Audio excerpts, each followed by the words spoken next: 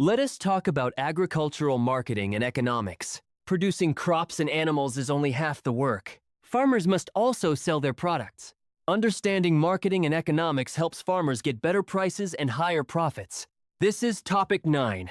We are discussing agricultural marketing and economics. By the end of this lesson, you will understand what agricultural marketing is, the functions of agricultural marketing, marketing channels, price determination, supply and demand in agriculture, and how to answer exam questions. Take your notes. Let us go. First, what is agricultural marketing? Agricultural marketing is the process of moving agricultural products from the farm to the consumer.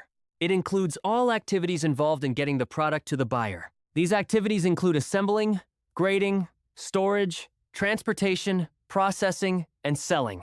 Agricultural marketing starts after harvest.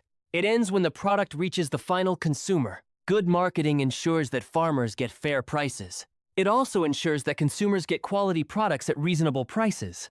Now let me explain the importance of agricultural marketing. Marketing is important for several reasons. First, it connects producers and consumers. Farmers cannot eat all their produce. They need to sell it. Consumers need to buy food.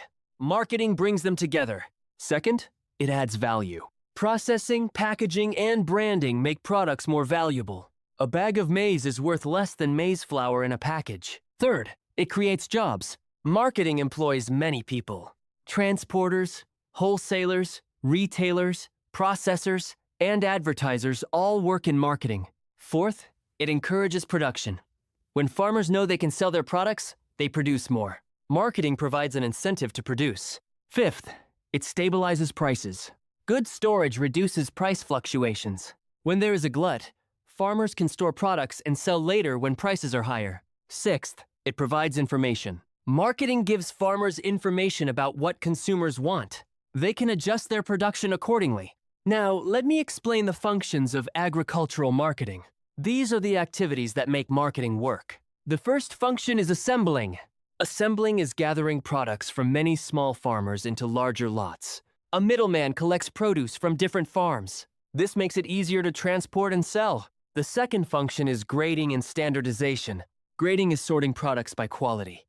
Large, clean, unblemished products get a higher grade. Small, damaged products get a lower grade. Standardization means setting uniform grades. Buyers know what to expect from each grade. The third function is storage.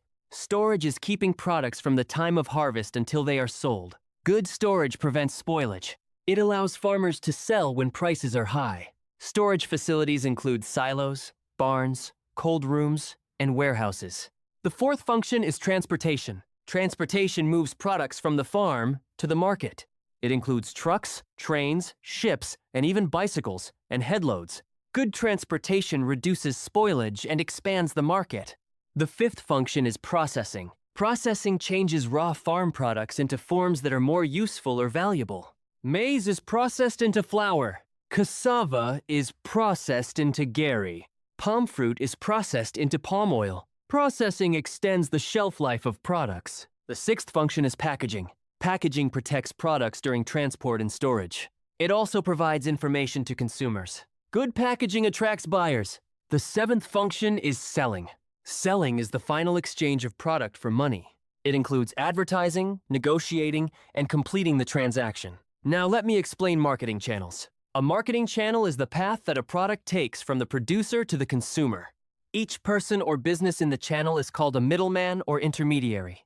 The shortest channel is producer to consumer. The farmer sells directly to the person who will eat the food. This happens at farm gates or local markets. The channel has no middlemen. The producer gets all the money. But the market is small. The next channel is producer to retailer to consumer. The farmer sells to a retailer. The retailer sells to the consumer. The retailer adds a markup to cover their costs and profit. The next channel is producer to wholesaler to retailer to consumer. The farmer sells to a wholesaler. The wholesaler sells to a retailer. The retailer sells to the consumer. This is the most common channel for agricultural products. The wholesaler buys in large quantities and sells in smaller quantities. Each middleman adds a markup. The longest channel is producer to agent to wholesaler to retailer to consumer. The agent is a middleman who does not take ownership of the product. They find buyers for the farmer.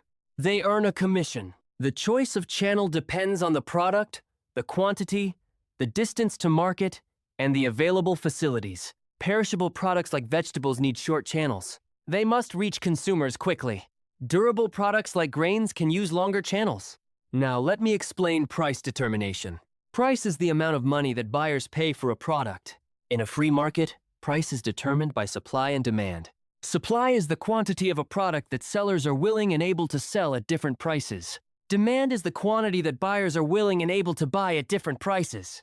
The equilibrium price is where the quantity supplied equals the quantity demanded. At this price, there is no surplus and no shortage. If supply increases, the price falls. If supply decreases, the price rises. If demand increases, the price rises. If demand decreases, the price falls. For example, during harvest season, supply is high. Prices fall. After harvest, when supply is lower, prices rise. If a popular crop has a disease, supply decreases. Prices rise. If consumers become more health conscious, demand for vegetables rises. Prices rise. Now let me explain why agricultural prices fluctuate. Agricultural prices are more variable than prices of manufactured goods. There are several reasons. First, agricultural production depends on weather. A drought or flood can greatly reduce supply. Prices shoot up. A good harvest can greatly increase supply. Prices fall. Second, demand for food is inelastic. People need to eat. They do not reduce their consumption much when prices rise. So, a small change in supply causes a large change in price. Third, storage is expensive. Perishable products cannot be stored for long.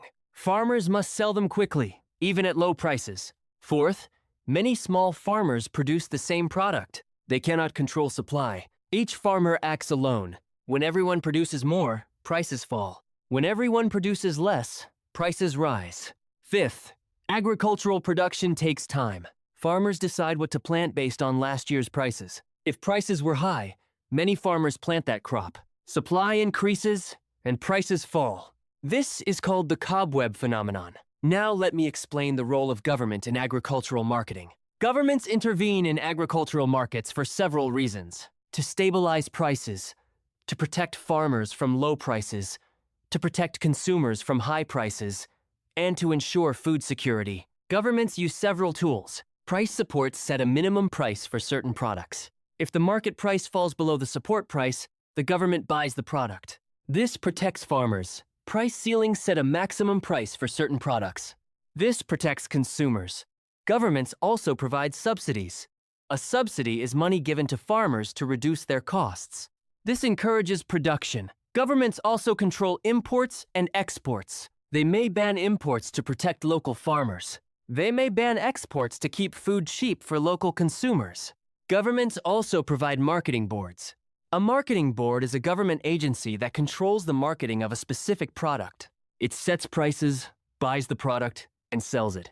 Marketing boards were common for cocoa, palm oil, and groundnuts in Nigeria. A common exam question asks you to define agricultural marketing and explain its importance. Here is a sample answer. Agricultural marketing is the process of moving farm products from the producer to the consumer. It includes assembling, grading, storage, transportation, processing, and selling. Agricultural marketing is important because it connects producers and consumers, adds value to products, creates jobs, encourages production, stabilizes prices, and provides information to farmers. Another exam question asks you to list the functions of agricultural marketing. Here is your answer. The functions are assembling, grading, and standardization, storage, transportation, processing, packaging, and selling. Each function adds value to the product. Without these functions, products would not reach consumers in good condition. Marketing would not work. Another exam question asks you to explain marketing channels. Here is your answer. A marketing channel is the path from producer to consumer. The shortest channel is producer to consumer. The next is producer to retailer to consumer. The next is producer to wholesaler to retailer to consumer. The longest is producer to agent to wholesaler to retailer to consumer. Shorter channels give the producer more of the final price. Longer channels reach more consumers. Another exam question asks you to explain how price is determined in agriculture. Here is your answer. Price is determined by supply and demand. When supply increases, price falls. When supply decreases, price rises. When demand increases, price rises. When demand decreases, price falls. Agricultural prices fluctuate more than industrial prices because production depends on weather, demand is inelastic, storage is expensive, many small farmers cannot control supply, and production takes time. Here is what you need to take away. Agricultural marketing moves farm products from producer to consumer. Its functions include assembling, grading, storage, transportation, processing, packaging, and selling. Marketing channels range from direct producer to consumer to long channels with multiple middlemen. Price is determined by supply and demand. Agricultural prices fluctuate more than industrial prices. Governments intervene through price supports, price ceilings, subsidies, trade controls, and marketing boards. Practice these concepts. When you have them down, move to topic 10.